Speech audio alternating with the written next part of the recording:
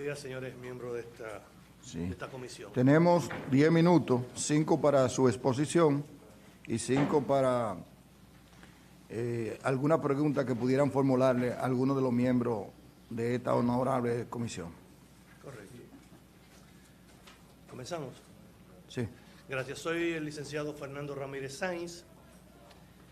Tengo 33 años de ejercicio profundo y constante. He pasado por 7 universidades del mundo estudiando leyes. He estudiado procedimiento penal.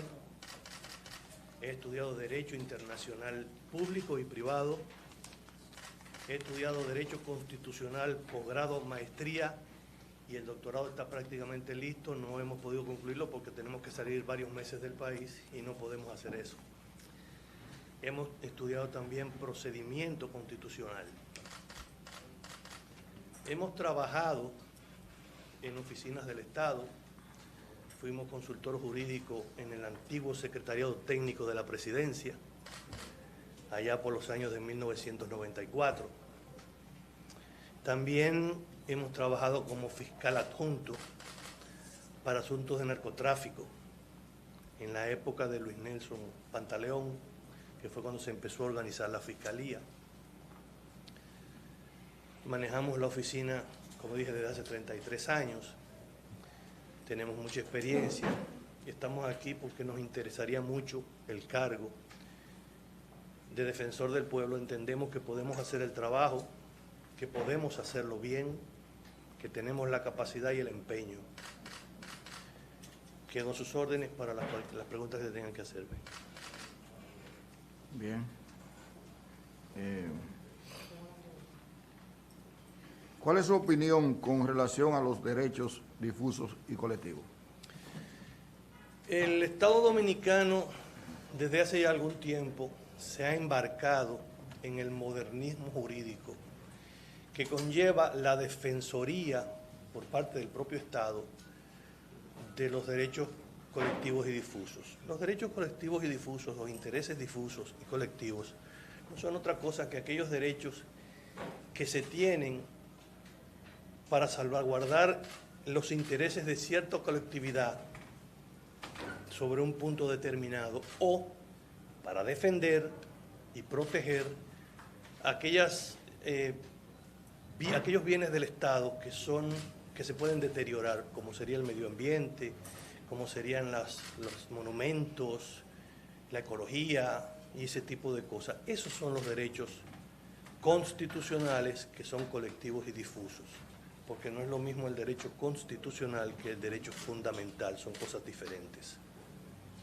Muy bien. Tiene la palabra la diputada Verónica Contreras. Muy buenos días, Fernando, bienvenido. ¿Cuáles medidas administrativas impulsaría usted para que el defensor del pueblo tenga presencia en todo el territorio nacional? Se ha dicho desde siempre que hemos sido un poco lentos con la Defensoría del Pueblo y es verdad, pero hay que entender también que comenzar de cero es más difícil que comenzar cuando ya se tiene un par de escalones hechos. He visto algunas de las entrevistas y es muy fácil decir a nivel nacional todas las oficinas, sí, pero usted tiene que contar con una serie de cosas como el presupuesto, que sin presupuesto no se puede hacer nada. En el caso de ser electo, y voy a salirme un momentico de la pregunta para poder luego contestársela, mi primera gestión sería, y la voy a decir en ese orden, reunirme con el presidente del Senado y el presidente de la Cámara de Diputados, el presidente de la República y el presidente de la Suprema Corte de Justicia, los 3 poderes del Estado. ¿Por qué? Porque se necesitan fondos y viabilidad. Para hacer que la Defensoría tenga presencia nacional a un costo bajo, para comenzar, se podrían utilizar instalaciones donde están los tribunales a nivel nacional, porque ya hay una estructura. Y como es una delegación, no una oficina como tal, es una delegación que se va a implementar con inspectores, que son los que van a captar los problemas para hacerlos llegar vía digital hoy en día, muy cómodo, muy económico. para que desde la sede central se den las instrucciones de cómo manejarse. Esa sede es económica, es fácil de lograr, con un presupuesto no muy abultado, porque si queremos hacer oficinas propias e independientes a nivel nacional en todas partes, tendríamos tanto poder como el Ejecutivo de la Nación, y eso no es lógico, no es lógico. Ya teniendo una dependencia, uno podría comunicarse con el senador y los diputados de esa demarcación para conjuntamente hacer los trabajos, porque hay algo que me llamó mucho la atención.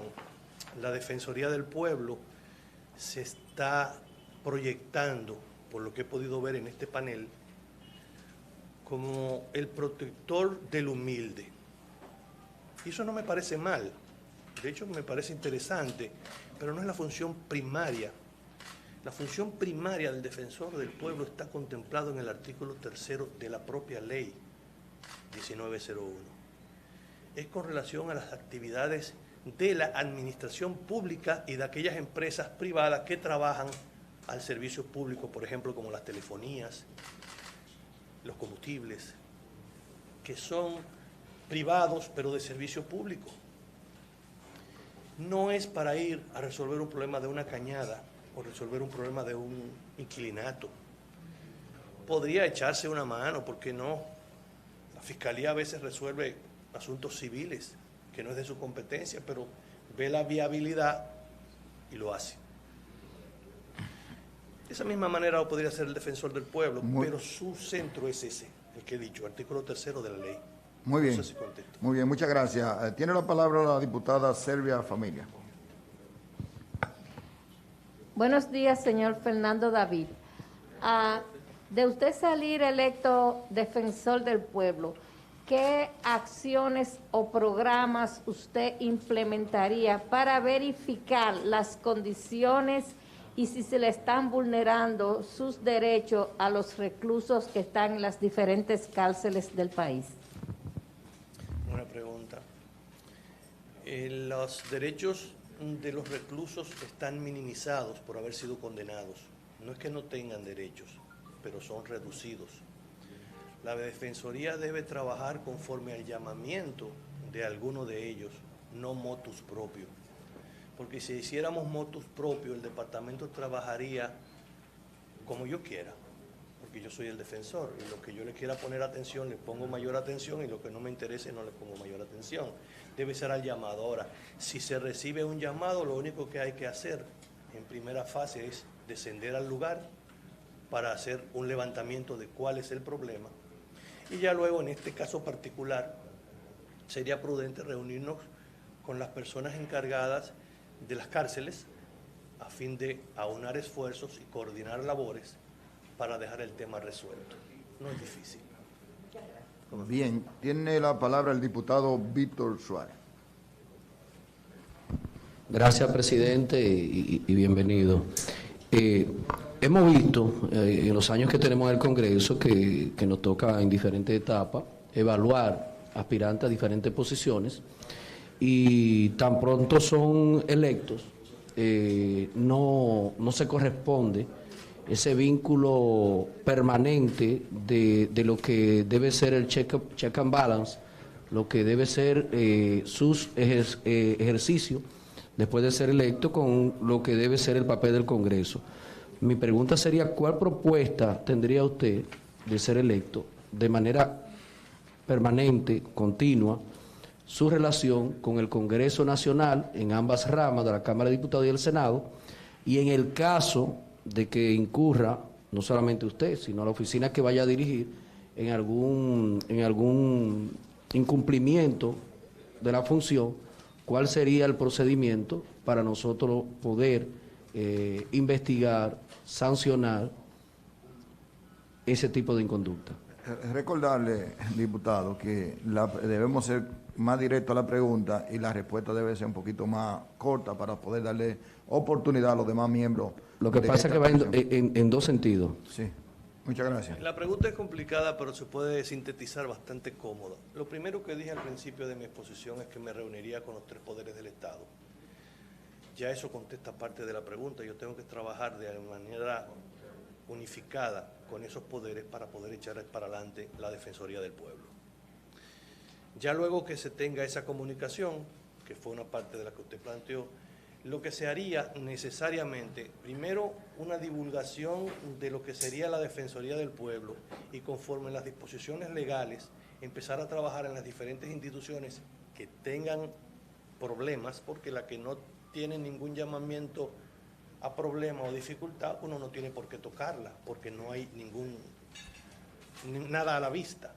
Y en la medida que esas cosas se van solucionando, tienen que solucionarse necesariamente en primera fase por la vía amigable, buscando una comunidad de ideas para tratar de resolver el tema. Y en el caso de que el funcionario se muestre reticente, que es la parte segunda de su pregunta, los procedimientos de la ley están ahí, se dan los plazos correspondientes y si no se hace nada, si no reaccionan, entonces se pondría en marcha la acción pública, que es lo que manda la ley, y obviamente se le comunicaría al Congreso, porque el Congreso puede perfectamente llamar a juicio político. Muy bien, muchas gracias, diputado. Se quedó para el próximo postulante.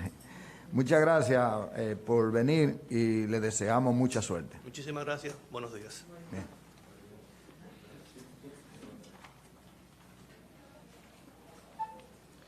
Bien.